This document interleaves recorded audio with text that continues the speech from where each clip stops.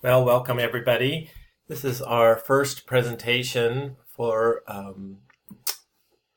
andragogy and models of adult learning.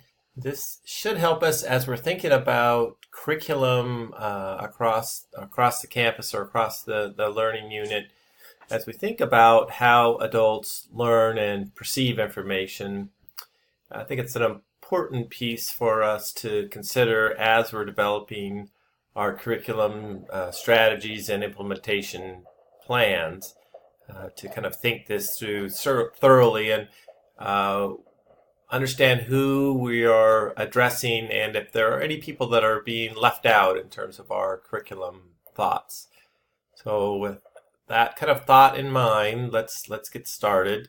Andragogy and models of adult education, kind of andragogy as opposed to pedagogy, which is a much more familiar word to most folks, is really something that was coined by Malcolm Knowles quite a while ago and is pretty popular in adult learning theory movements over time.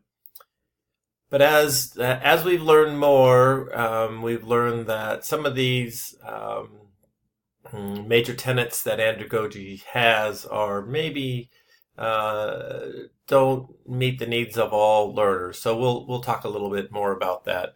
But first of all, let's talk about what a theory is. A theory is used to explain and predict what might happen, as opposed to a model that is kind of a description or a concept and what things would be if as an ideal. So what would be kind of a perfect ideal with that? So a lot of theories and models are out there, address multiple parts of learning, different aspects of it. And kind of the challenge from your perspective, if you're the chief academic officer, is there's really no single theory of learning. There's a whole bunch of different ones. And we're going to talk mostly here about kind of Western-centric theories. But I certainly would encourage you to look at non-Western theories of learning and models of learning that are kind of outside of what you would normally see. And again, some of the models are really not based on theory and research, but based more on some ideal aspects. So talk a little bit about Knowles. Again, there's a lot of confusion around it. And again, as we learn more about how adults learn, the epistemology of learning, this kind of long-standing thought of andragogy is kind of coming into some concerns. So really, is it about teaching or is it about learning? So is it more about how you teach or is it more about how students and people learn? And then again, is it a real kind of hard and fact theory or is it assumption? And certainly there's been research done on this, and I think the results are mixed out there.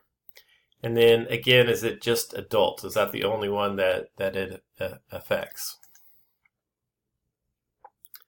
So one of the things, kind of the major tenets of andragogy is that a lot of adults are the same and they're self-directed. And I think that definitely has some challenges to think that all adults would be self-directed and would kind of want to learn, kind of, put that in front of them and they would just go forward with that. Another, probably one of the major challenges from my perspective is that the social context is ignored, not part of the overall theory. So that seems like a bit of a worry because we know that social context is very important on how people learn. One of the other tenets that Knowles has out there is the immediacy of learning. So certainly out there in the corporate world, the idea is if you're going to have somebody learn something, you want them to learn it and then immediately apply it. So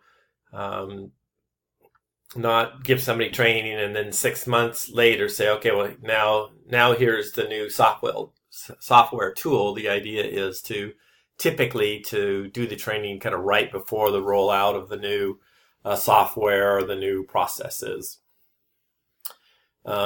Again, we've kind of started rethinking that a little bit, that it might be better maybe over time to kind of lay out little pieces of that, get people kind of ready to learn about it, learn a little bit more, a little bit more, a little bit more over time.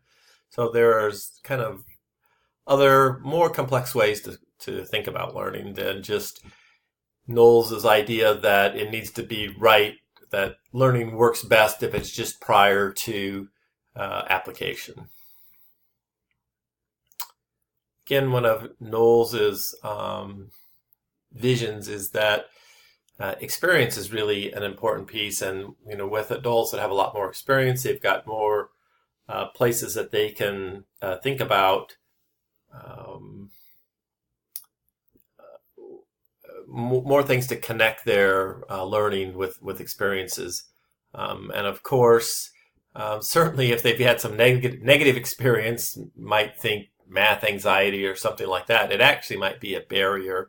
And then the other piece is that it's really not just for adults. Lots of children have experiences too, and to tie things to experiences and think that children wouldn't have those experiences, probably something to be considered.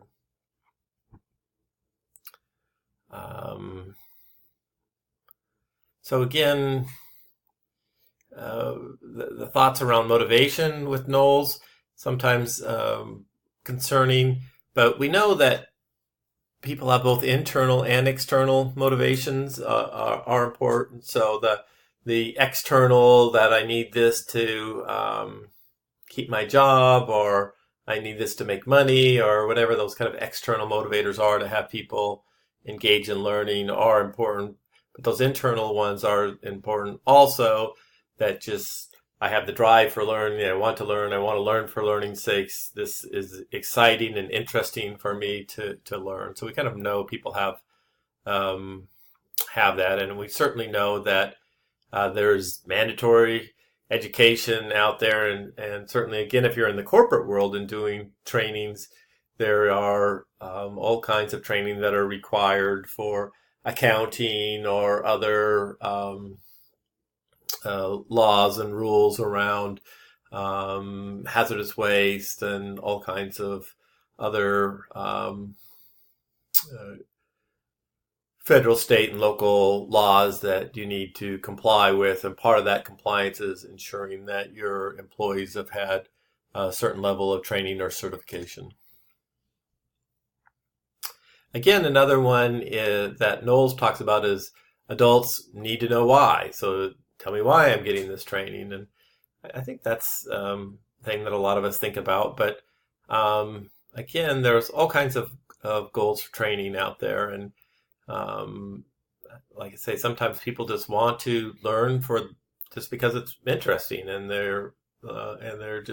show up and they want to learn. And then certainly we have had students like that in our classes, if you've been a teacher, that they are just eager to learn kind of anything they can. So that's kind of an interesting piece. So we're going to move on to McCluskey's theory of margin. And I think just about everybody I ever talked to can always kind of relate to this theory of margin. The idea around that is that kind of what's your capacity for learning in kind of certain times in your life. So you can imagine that during certain points of your life, you're more open and eligible to be able to learn than in others. So the idea is to kind of gauge when people would be most open and most kind of eligible for engaging in learning. And the kind of major premise is it's like a mathematical equation. It's load, power, and margin. So if load, the things that cause you to drain energy out of your life, is greater than the things that give you power, then your margin is in a negative amount. If your load is low and your power is high, then you've got leftover power. So kind of to put that in terms of, if you've got 3 jobs and you're taking care of multiple children, and you have some kind of major illness in your life, that's a lot of load. There's a lot of things that are taking energy out of your kind of daily activities to keep you very busy and both kind of physically and emotionally strained. And then what kind of power assets do you have to back that up? So if you were if you did not have a lot of extra money and a lot of people to help you out, you were kind of doing this on your own, you'd kind of have a low power ratio to load. So that would mean that your margin for learning would normally be pretty low. There's just really not enough both kind of emotional time as well as just physical time for you to engage in thoughtful learning. The kind of reverse would be true if somebody has kind of not a lot going on in their life. They're maybe their finances are all taken care of. The kids are out of school. So their load is very low, and they have kind of lots of power. They have lots of free time. They're not in any kind of emotional stress. They don't have illness. So therefore, they could really devote a lot of time and both kind of physical and mental, emotional time towards learning. So that provides margin, and I think we all know cases where the people that are kind of in the opposite of that have been able to learn and focus, and I think if you think about some of the stuff of people that have been maybe in prison camps and that sort of thing that had very high load and very low power, were still able to learn and focus. So, I mean, there's certainly exceptions to that too. So just as we kind of think about that, just in general, that's McCluskey's theory of that. And I think a lot of people can kind of relate to that. So as you think about that. Next, we're going to talk a little bit about ILRIS. And ILRIS really focus on 3 dimensions of learning in terms of cognition, emotion, and society. So, how you think, what those emotive things are, and then how you kind of operate overall in society. And of course, we know that emotions influence learning. Again, back to that math anxiety thing that many of you are familiar with. That there are certain things that people are like, no, I can't learn that. That's not going to work. And my experience has told me that that's not going to work, and they kind of have emotional reactions to that. So,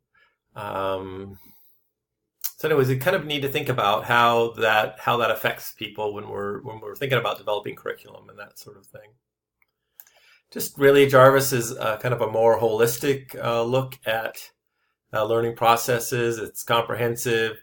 It contains the social context, which is important. It knows that learning is interactive and not this kind of isolated process.